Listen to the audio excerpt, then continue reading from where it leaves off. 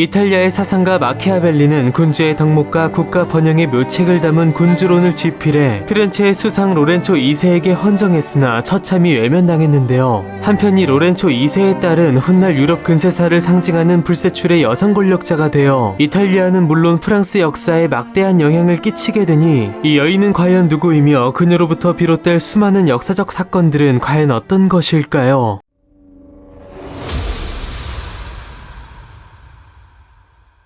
1516년 메디치가의 새로운 수장이 된 로렌초 2세는 같은 메디치가 출신의 교황 클레멘스 7세의 주선으로 피렌체를 위협하는 스페인에 대한 견제책으로 프랑스의 왕 프랑스와 1세의 사촌 마들렌과 결혼하였는데요. 그들은 이듬해 딸 카테리나를 출산하였으나 부인 마들렌은 출산 직후 흑사병에 걸리며 사망했고 로렌초 2세마저 그해 5월에 사망하고 말았는데요. 2년 뒤에는 카테리나를 보호하던 작은 할아버지 교황 레오 10세마저 선종하면서 지도자를 전부 잃은 메디치가의 세력은 위축되었고 보호자를 모두 잃은 카테리나는 그야말로 세상에 홀로 내던져지게 됩니다. 여기에 한술 더 떠 후임 교황 하드리아누 6세는 이 기회를 틈타 메디치가의 세력을 더욱 약화시킬 목적으로 카테리나가 아버지 로렌초로부터 물려받은 우르비노 공장령과 피렌체의 상속인 자격까지 박탈해버렸는데요. 그러나 하드리아누 6세는 취임 1년 만에 사망했고 또 다른 메디치가 출신의 교황 클레멘스 7세가 등장하면서 카테리나는 곧바로 새로운 국면을 맞이하게 되었으니 같은 메디치가의 일원으로서 그녀의 앞길에 꽃길만 뿌려질 것 같던 이 교황의 등장은 모두의 기대와 달리 앞으로의 그녀의 인생에 있어 여러모로 화근의 씨앗이 됩니다.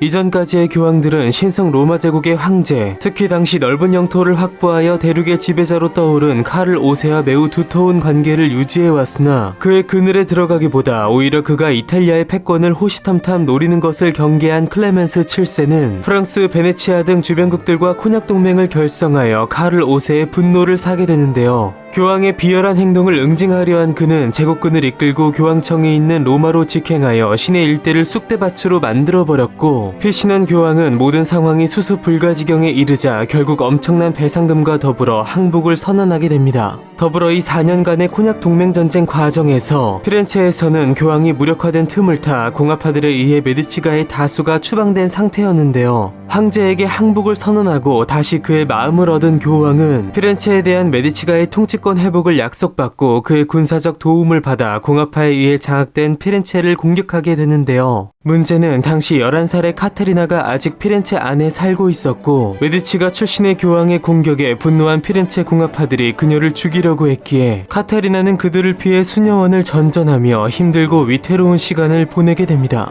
그러나 제국군과 교황군이 합세한 11개월간의 공격 끝에 결국 피렌체는 교황의 수중에 떨어졌고 가까스로 살아남은 카테리나는 아직 물려받은 메디치가의 재산을 보유하고 있었던 데다 유일한 메디치가의 정녀였기에 향후 재기를 노리는 클레멘스 7세의 중요한 외교도구로서 활용되게 됩니다. 그렇게 머지않아 카테리나의 운명은 그에 의해 결정되었으니 오랜 기간 제국의 황제 카를 5세와 프랑스의 프랑스와 1세 사이에서 줄타기를 하던 클레멘스 7세의 주선으로 카테리나와 프랑스와 1세의 아들인 제2왕자 오를레안 공작 앙리가 결혼을 하게 된 것이었습니다. 그러나 반쯤 망한 상태인 메디치가의 입장에서 프랑스 왕실과의 결혼은 당연 마다할 이유가 없었던 반면 강대국 프랑스에서는 정통성도 없는 벼락출세한 메디치 가문과의 결혼을 귀천상운이라 여기는 반대의 움직임이 있었는데요. 더군다나 카테리나의 결혼 상대인 오를레안공 앙리가 왕위를 물려받을 왕세자, 즉 장남이 아닌 차남이었기에 프랑스 왕실의 관례에 어긋나지도 않았고 애초부터 이 결혼이 클레멘스 7세뿐만 아니라 프랑스와 1세의 의중 또한 반영된 것이었으니 여러 차례 이탈리아 원정에 나서며 이탈리아 예술에 흠뻑 빠졌고 레오나르도 다빈치를 프랑스로 초대해 후원하기도 했던 그는 전통적으로 예술계와 친밀한 관계를 유지해온 메디치가를 흠모해 왔는데요. 그렇기에 그는 건강한 프랑스와 왕세자가 있는 만큼 카테리는 왕비가 아닌 평생 오를레안 공작 부인일 수밖에 없다며 귀족들을 안심시킨 채 이 계획을 추진했고 1533년 피렌체를 떠나 프랑스 마르세유에 도착한 카테리나는 이제부터 프랑스의 왕자비로서 새로운 삶을 시작하게 됩니다.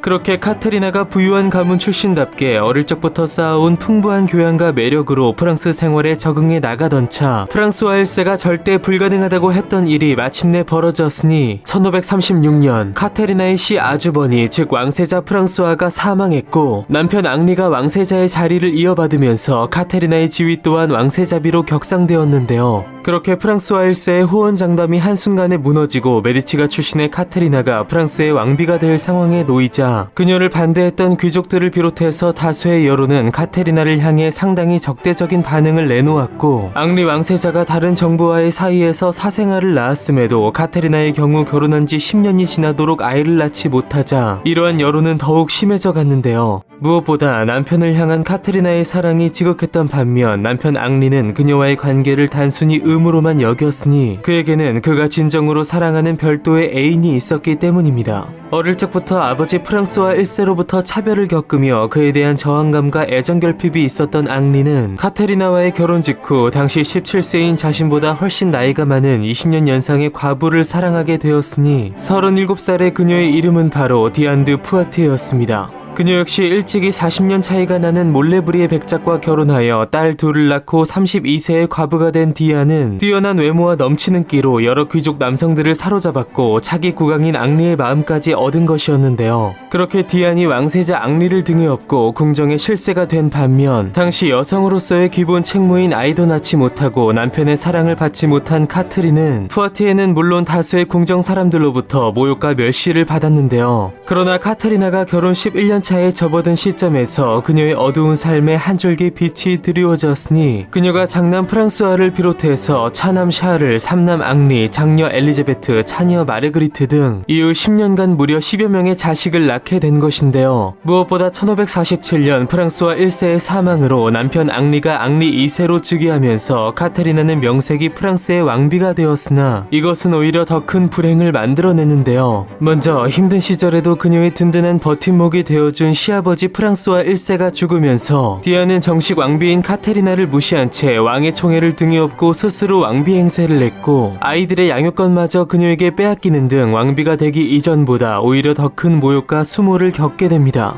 그러나 이러한 고통의 세월이 영원히 지속될 수는 없었으니 1559년 6월 14살의 숙녀가 된 카테리나의 장녀 엘리자베트 공주가 스페인의 왕 펠리페 2세와 결혼하게 되었고 스페인에서 열린 결혼식에 참석한 앙리 2세가 마상 창시합에 나섰다가 사고로 급사한 것인데요. 매정했지만 정든 남편의 죽음에 카테리나가 충격을 받는 속에 그의 뒤를 이어 장남 프랑스와가 새로운 왕 프랑스와 2세로 즉위했으나 그가 아직 15세의 어린 나이였기에 데뷔가 된 카테리나가 섭정을 맡게 되었고 오랜 이방인으로서의 삶을 살아온 그녀는 그렇게 단번에 프랑스 최고의 권력자의 자리에 오르게 되었으니 그녀가 바로 오랜 기간 프랑스의 절대 권력자로 군림하며 종교전쟁 속에서 발로 왕조를 지켜내고 무려 자식으로서 3명의 프랑스의 왕을 배출하게 되는 근세 유럽 역사에 막대한 영향을 끼친 불세출의 여걸 카트린 드 메디시스였습니다.